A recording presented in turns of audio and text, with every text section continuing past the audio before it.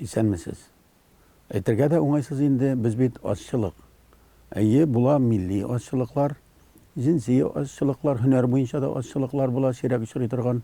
Менә без милләт турында сөйләүчеләр, туган тел турында кайгыртучылар, татар матбугаты турында сөйләүчеләр, газет журналларны алдырып укып утыручылар, татар интернетын һәм татар телевидениесын караучылар без әлегә күп түгел.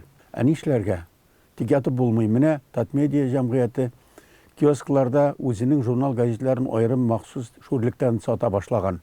Һәм тышлыкларга кызыклы сүзләр, кызыклы рәсемнәр куя. Ягъни алыгыз, менә сезнең карамагызда әгәр дә ярты елга бер тапкыр язылырга оныткансыз икән, менә бүген алыгыз.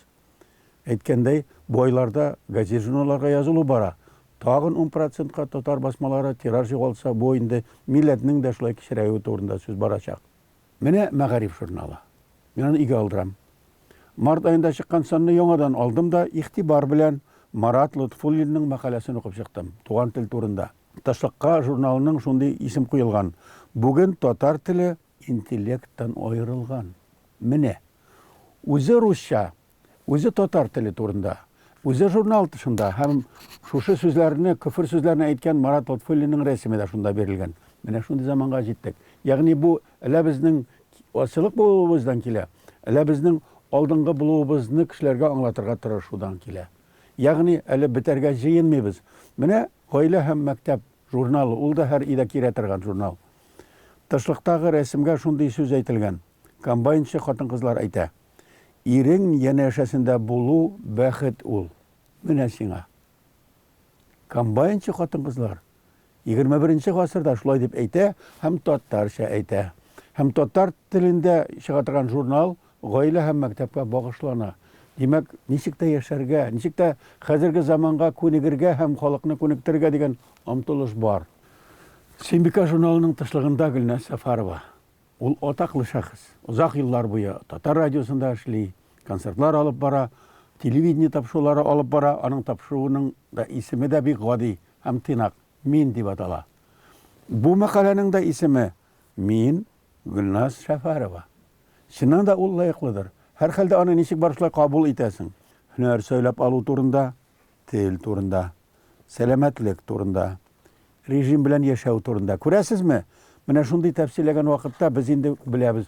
Бу шәхес турында кино төшерергә мөмкин. Шулай да Гөлназ Сәфәрова турында каршылыклы, заманча, нәфис фильм чыкмас, чөнки монда конфликт юк. Тормышта бәлки бардыр бераз, көндәшлек бардыр бәлки, ләкин Гөлназ Сәфәрова уңай каһарман, уңай информацияны безнең халык яратмый. Ярый, бары тик бер кеше Гөлназ Сәфәрова турында гына тулы нәфис фильм чыкмас.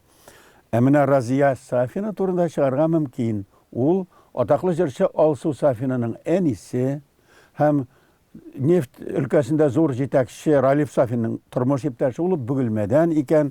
Аның турында сөйләгәндә тагы аның биографиясе сөйләнә. Ничек ул Ралиф белән укыганда танышкан, ничек гаилә корганнар, ничек Себергә киткәннәр, 57 градуслы салкында эшләп чыныкканнар, ничек итеп уллары Марат туган, Алсу ничек туган һәм ул ничек җырлый башлаган. Һәм Алсуның 17 яшендә халыкара дәрәҗәдә атаклы йолдыз булып китүе дә шунда тасвирлана. Гөлия исемле хатын, әлбәттә, ул шартлы куелган исем. Үзенең иптәш ахират кызына күрсәтә үзенең телефондагы рәсемне. Анда туй.